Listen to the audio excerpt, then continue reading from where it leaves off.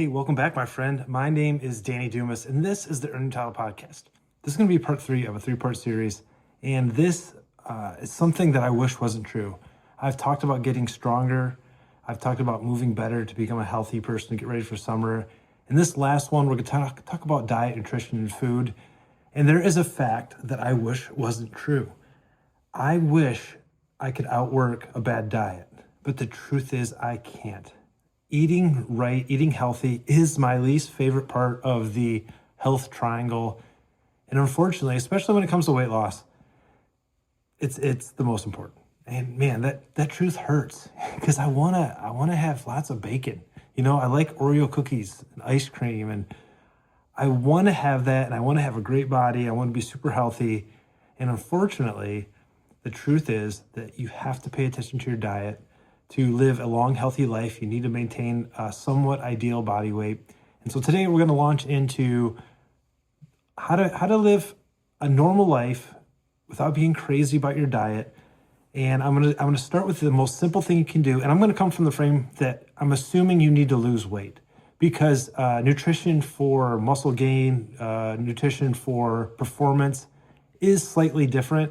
So I'm going to kind of just go down the track of losing weight, because I think most guys who are in the world of being a husband, father, and leader are struggling with the getting back to your ideal weight. Because what happens, right, is in your 20s, no matter what you do, no matter what you eat, you can be in good shape. You can truly outwork a bad diet. You can have, I remember being a single guy. I don't know if they're everywhere, but we had Little Caesars $5 hot and ready's. It was like a medium-sized pizza for $5. You didn't have to call ahead. You just went in, you picked them up, and I would eat for lunch. I would eat half the pizza, and then for dinner, I'd reheat it and eat the other half. And I could run marathons. I could lift heavy. I was strong. I was healthy. Unfortunately, at 46 years old, I don't have that ability. If I had to eat hot and ready pizzas every day because they were cheap, I would be 500 pounds. So how can I help you become that healthy person? So we're going to start with the most simple thing you can do. And one thing, I want to set the expectations. When you are starting down this path of losing weight, I really want you to lower the expectation of how quickly this is going to happen. And if you can get through your head and through your mind and just understand that this is a long process, you will be so much more successful. We all want the quick wins. We want to drop 10 pounds in 10 weeks. And that can happen, right? That definitely can happen. But what if I told you could only lose a half a pound a week? And that doesn't seem like a lot, half a pound. But then if you think about it, in a year, you could be down almost 25 pounds. That's amazing. If I don't care how overweight you are, if someone said, hey, if I could take off 25 pounds, snap my fingers and boom, you've lost 25 pounds, would you be happy? Yeah, I'd be happy. Well, that's going to take a year. And that only means you have to lose a half a pound a week. And that is so doable. Now, when it comes to diet, if you go to any bookstore and you walk down the aisle, there will be 500 books on diet. And there's some truly conflicting information, like, high protein, low fat, high fat, low carb, no carb, vegan, paleo, vegetarian, the Mediterranean, the zone diet, all these things, right? But when it comes down to it, and while this is very simple concept, it is not as simple as it sounds, but it truly is calories in, calories out. What you consume, and now this is probably a better way of saying it, what you absorb, right? Because you can put calories into your mouth and you don't absorb them all the same. Different calories are consumed faster or slower, or maybe not at all. Some of the calories just pass right through. So it is not truly calories in, calories out in the simple sense, but ultimately it is. In order to lose weight, we have to be at a calorie deficit. What does that mean? It means if you need 2,000 calories a day to exist, right, just your basic function, and you eat 1,800 calories a day, that's 200 calories, you're in a deficit, which means that deficit has to come from somewhere, right? Your body needs 2,000, it got 1,800, it's going to go to your stores, and you store your energy, your calories, and your fat, and your muscles. That's where you store it. And it's going to pull that out. And when it does that, you lose weight. Now, that's a very simplistic way of saying it. There's a lot of chemistry that goes involved. There's lots of things. But in general, if you had like a pound of butter, it's just pure fat. This is just dietary fat. There's around 4,000 calories in a pound of butter. In the fat, it's not dietary fat, but the fat that you like keep in your belly or keep in your butt, there's around, and again, it's so different, there's around 3,500 calories. So that means if you had a 500 calorie deficit in 7 days, you would lose about a pound. Now, it's not that simple, right? Our bodies are all different. Sometimes we burn more calories, sometimes we burn less. Some of the calories, a pound of fat might actually have some water in it, some cells, things that you can't burn. So it's not a direct science. But that's kind of, if you can wrap your head around that, I have to be in a calorie deficit to lose weight. Therefore, I want to do that consistently, and then over the course of a long period of time, let's call it a year, you can get down to your ideal weight. And so we're going to start with the easiest way, I think, and get gradually more complex. And what will happen is when you first start, it's kind of like when you first start lifting weight. If you've never lifted weights at all, no matter what you do, you can bench press every day and your back squat will get stronger. It's just the way the human body works. When you haven't done something, small changes make big changes. So you could drop weight really quickly with these first initial habits. And so first off, we're not actually going to talk about the types of food you're going to eat. That's kind of like level 2 or 3. The first thing we're going to do is we're just going to talk about your daily habits. And I think the easiest way to put yourself into a calorie deficit is to have a structured eating window. And I'm gonna encourage you to try to get to a 12-hour eating window. And this is doable. This one is it's simple. Nothing's easy when it comes to food, but it's simple. If you know in the mornings that you wake up and you have breakfast, and that breakfast is at 7 a.m., 7 a.m. till 7 p.m. is your eating window, a 12-hour eating window. I want you to stop eating by 7 p.m. That gives your body 12 hours to recover from food. It gives you 12 hours to fast.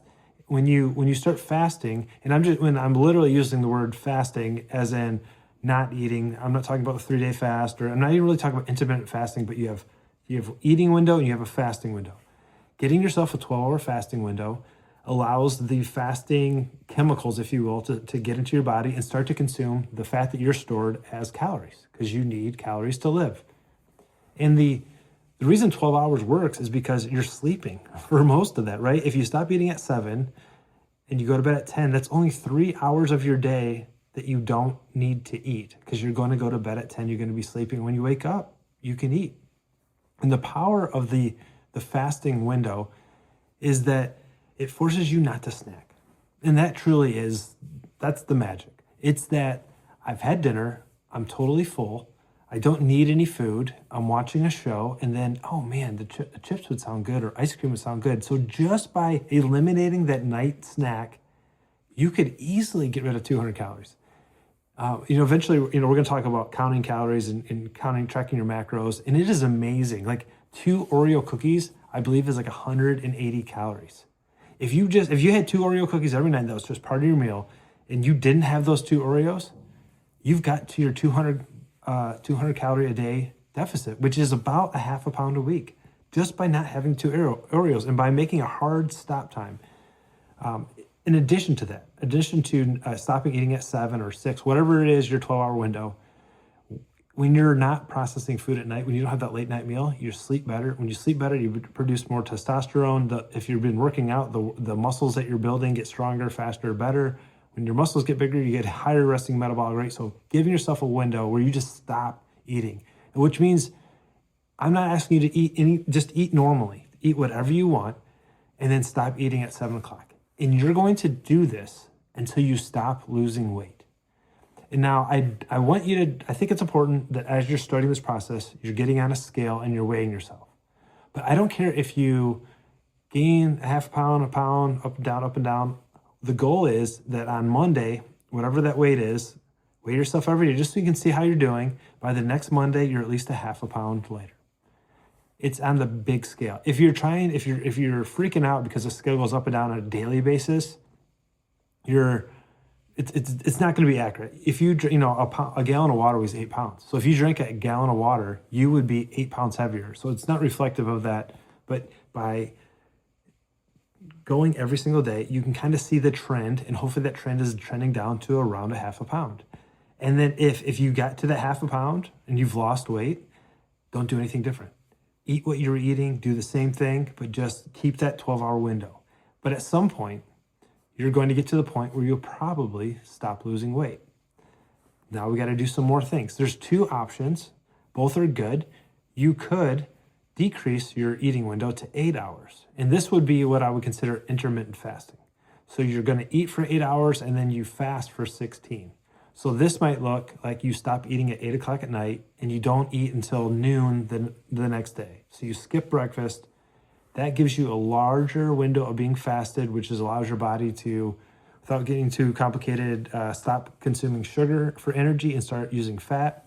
And it also decreases the amount of time you have to eat, which means you'll probably snack less. Maybe you won't have the snack in the morning. Now, there are some disadvantages, and there's no magic to intermittent fasting. You not eating for 16 hours is not magical. You can gain lots of weight doing intermittent fasting if you take that 8-hour window and just shove your face full of food and you have a calorie surplus, so it's not magical. But it does help you prevent snacking, and it does put you into that fasted state for longer, which is a good thing. Now, one of the problems is, especially when you are actively trying to eat for performance, it's hard to get your protein in that 8-hour window. You have to end up eating a lot of protein in a short period of time, and that can be challenging. But if you're just trying to lose weight, I think this is a really good method. So if you decide to go down the intermittent fasting route, eat what you want to eat, just shorten your window to 8 hours instead of 12. So it's just 4 more hours that you won't eat. And then you're probably skipping breakfast the next day. You can do it however you want, but that is what has worked for me, and I've done that for a long time. I'm currently not doing that. I've changed it up because I've got some different goals, but that's the next thing. So just do what you were doing at 12 hours and just make it a little bit harder. Now, if you've been practicing stopping eating and you were stopping at 7, you're actually getting an extra hour to eat it at 8, and then you just don't eat till noon. And the point of this, though, is to work this around your schedule. Make this work for you, because only you know you. Like maybe you want to do the fasting, in the morning. I don't know how exactly that would work, 16 hours, and then you work nights, so you eat late, whatever it is, make it work for you. The other option, and the reason I put these at the same place, because I think they're both fairly easy, or I should say simple. Obviously, changing your habits is hard. But the other one, and this came from a certificate, a certification that I got through a company called Precision Nutrition. Excellent training. I did this about 10 years ago, so some of it's a little rusty, but the basics of before you start doing a food plan, you're going to incorporate habits into your daily eating. And they're very simple, very straightforward. So this would be, if you don't want to do the intermittent fasting thing, because it's not for everybody, if you're diabetic, you have some things where you need to eat more consistently, I totally get it. This is the other one. It's a few habits. Habit 1 is you are going to set a timer for 15 to 20 minutes, and it might take you a little while to work up to that. And you're going to take 15 minutes to eat your meal. It's helpful that you don't have any distractions. When you're chewing your food, you should chew it up to the consistency of applesauce. And then when you feel like you are 80% full, you stop.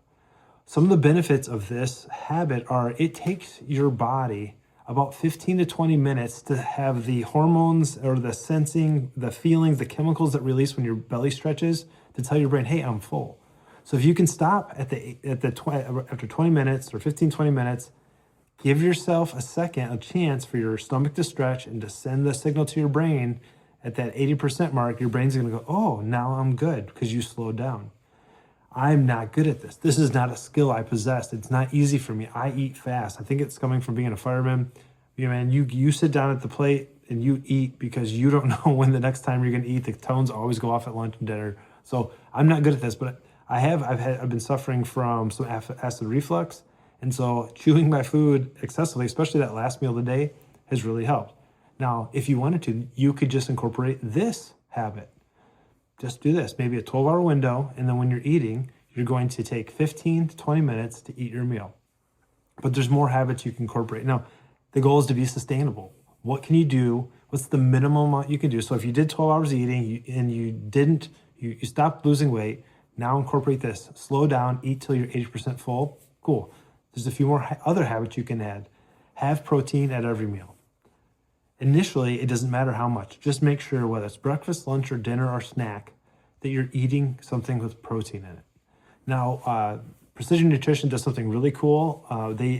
You can eventually track your calories and weigh your food, and that is how you can be precise. But they do a lot with portions.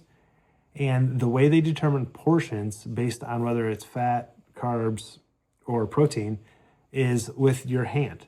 So if you look at the palm of your hand, that is one portion of protein. If you look at your fist, that is one portion of fruits or vegetables. If you have a cupped hand, so whatever you could put in your cupped hand, that is a portion of carbohydrates. And then for fats, the size of your thumb. And why this is ingenious, is that my thumb is bigger than your thumb, or your thumb is smaller than my thumb. It kind of represents our body size. And so my portion of protein is going to be slightly larger or smaller depending on our body sizes. So have one portion of protein at every meal. It's just that simple. Just make sure you have protein at every meal. Another one is if you're going to have carbohydrates at your meal, you need to earn them. What do I mean? Have carbohydrates on the day you work out and have it on the meal after you work out. So you're eating slowly, you're having carbohydrates at every meal, you're having protein at every meal. You're going to earn your carbs. Well, if you want to go carb heavy, you want to have a pasta dish or a rice dish, do it on the days you work out and eat after you worked out. Just that simple. Have a fruit or vegetable at every meal. Which I like the fact that they said fruits and vegetables, because like eating broccoli in the morning for breakfast, it just sounds disgusting to me. But yeah, having some fruit at that meal is important. And then having some healthy fats, which is at least one portion, which is the size of my thumb, at every meal. It's a well-balanced, easy to do. A couple other things that you can do is decrease the size of your plate. If you normally have a big, large dinner plate, have a small, dessert plate and make that your meal. For most men, they recommend 2 of everything, 2 portions of protein, 2 portions of carbs, 2 portions of fruits and vegetables, and 2 portions of fat. Now, depending on your size, there's lots of different changes you can do depending on what you want to do, but it's very straightforward. I really like this. This would be the second thing I would do to try to lose weight. I wouldn't really worry about anything else. I wouldn't worry about counting my calories or any of the other things. I would just try to eat slower, have proteins, fats, carbs at every meal, or I should say proteins, vegetables, and fat at every meal. And if I'm going to have carbs, earn them by working out. Just these simple things. It'd probably take, I think you could lose weight for 6 months just doing that. But at some point you could plateau. So what is the next step? The next step is to count your macros. And we've already talked about the macros, which are going to be proteins, fat, carbs. I like this, and this is what I'm currently doing. At least I would say everybody for a month out of the year should count your macros. I'm currently using an app called Macro Factor. It's amazing with AI, like its ability to figure out what you're eating is amazing. So there's a few ways you can do this. One is you can get a scale and you can set the food on the scale and see how many grams it is. And if it's a protein, fat, or carbs, you can add that in. The easiest way is if something has a barcode on it. You scan the barcode and it tells you how many. There's been very few foods that I scanned that it didn't know what it was, what the serving amount was, how many calories, all that stuff, and then it just starts taking it off your list. At the beginning of signing up for Macro Factor, it is a paid app, but it will tell you, what are your goals, and it sets a caloric intake for the day. And then that takes a little while to get accurate if you don't have some other measurements to figure it out, but it starts, and then you're going to weigh in daily. And if you start losing weight, it kind of maintains that. If you're not losing weight, it will start to lower your caloric intake, but it's an amazing app. If you say you go to the restaurant and you don't have a barcode, obviously to scan, take a picture of it, tell it what it is, and it uses AI, and it is really good. Like it will look at a plate and say, it can see the potatoes, the chicken, and the broccoli, and then it can even sometimes say, oh, it looks like a pat of butter, and it adds all of it and makes your meal. I can't speak highly enough for this app, and I'm sure there's a lot of other ones, but this has been excellent. And that would be the next thing I would do is It's a little bit more work. But one thing it really does is like the fact that, well, I was kind of guessing, but I think that Oreos are 180 calories per 2 Oreos. It's because I've scanned the package, right? It resets your mind onto what you're currently consuming and putting into your body. There's this skinny popcorn we have. It's a kettle corn. It's awesome. I get 2 cups and it's like 120 calories. It's a great snack. It's sweet, it's salty. I just bought 3 bags from Costco because they were on sale, where there's like a tortilla is super high in calories. So it really is helpful to be able to track that. And that would be the next thing that I would do. I would, start off with a 12-hour fasting window, and then maybe go to intermittent fasting, then go to these habits, and then go to don't worry about the calories, don't worry about just portions, try to get the portions right. And if I stop losing weight with that, now I'm going to start tracking my macros. The last one, and this is, I think, probably the best way, is to get some coaching and to get some solid numbers. I'm really excited. I've got an episode coming up. I haven't recorded it yet because I have one more test to do. But I just got with a fitness coach, and we did a DEXA scan, I'm going to do DEXA scan. I do this next Wednesday. It's going to scan my whole body, tell me how much fat, how much lean muscle I have, my skeletal density and all that. I already did a VO2 max test, so I put a mask on, and I get on a exercise bike, and I basically, every minute on the minute, I start pedaling faster until I physically can't maintain it, and it figures out my VO2 max. It figures out the different zones where my heart rate is. So like I think zone 2 is very important for fat burning zone, and to give you a base of good fitness. It tells me where I should set my watch so that when I'm running, I know that I'm in the right zone. And then the other thing I did was I figured out my resting metabolic rate. I basically laid on the ground for 10 minutes, relaxing, breathing in and out of this mask, and it figured out how many calories I was burning for the hour, and then it gave me my daily calorie count. So if I want to lose weight, I need to eat less than this certain number, or if I want to gain weight, more than this certain number. If I'm exercising, my daily resting metabolic rate is going to go up. It gave me hard numbers so that I'm not guessing. Now, guessing can be pretty good. Like if you go online and I put in my age and my weight and what I wanted, the number that it gave me for my resting metabolic rate, or how many calories I burn without doing any exercise, it was pretty close. But you know what was way off?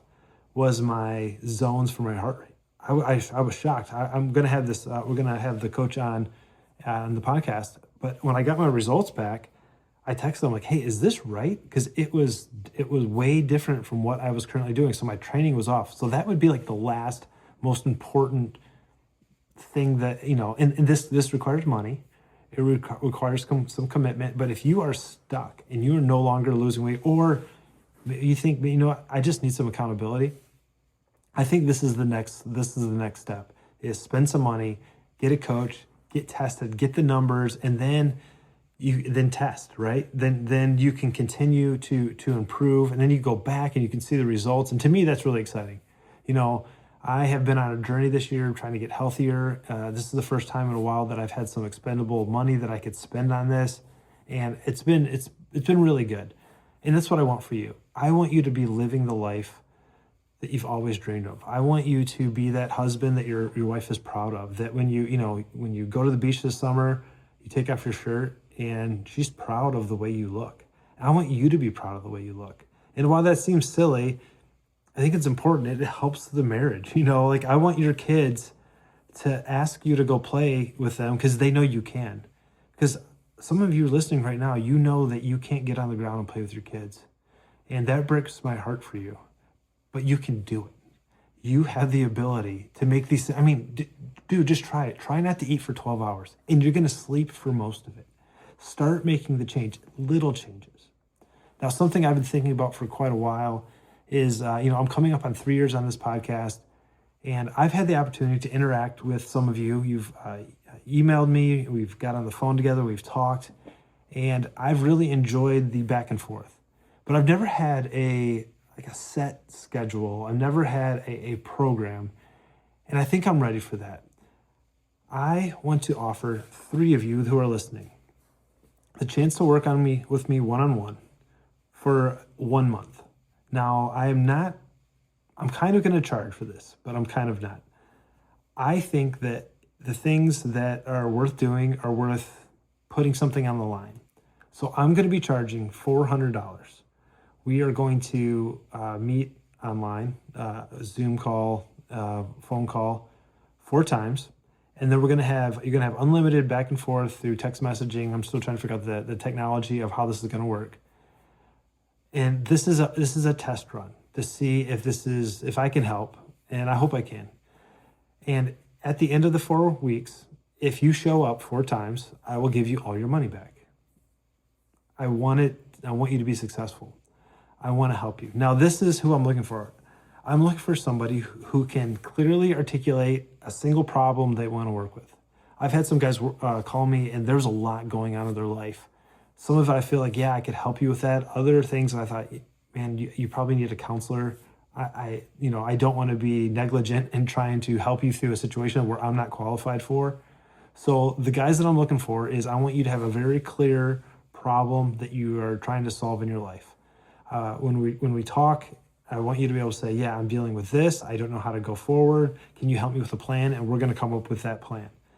I think I'm going to excel at communicating with your spouse and kids.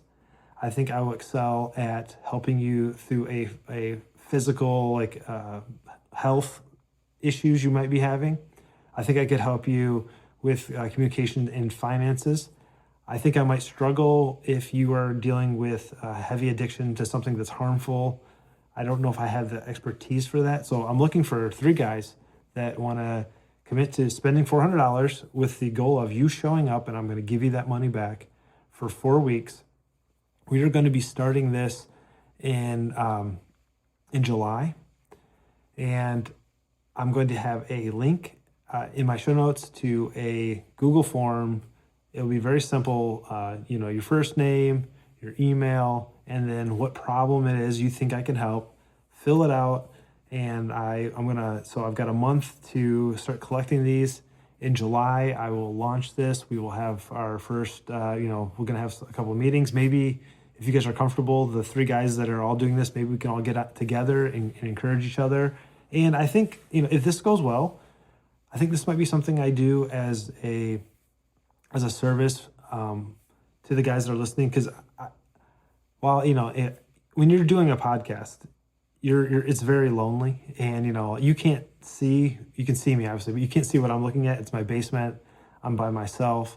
I would love the interaction and start building community. And so this is kind of one of those ways. And I'll be honest with you, it'd be nice to make some money from this too. I've put a lot of work into it. I think I have something to offer, and we'll see how it goes. So if it sounds like something that's interesting, if you've always wanted to make a change, you just want a little bit of accountability, go to the show notes, click on that form, sign up, and I'm really excited to work with you. I'm excited to meet you guys. I hope you've enjoyed this. Next week, I'm going to talk about what you're going to do with your fitness. What have I done with my fitness? The events that I've done. We're going to talk about Tough Mudder and some marathons and things. I'm going to give you the pros and cons, because fitness is not meant to go to the gym. Fitness is meant to live a cool life. So I want to talk about the things that I've done and maybe motivate you, inspire you. I hope you've enjoyed this episode of the Earn Your Title podcast. My name is Danny Dumas, and I will talk to you later.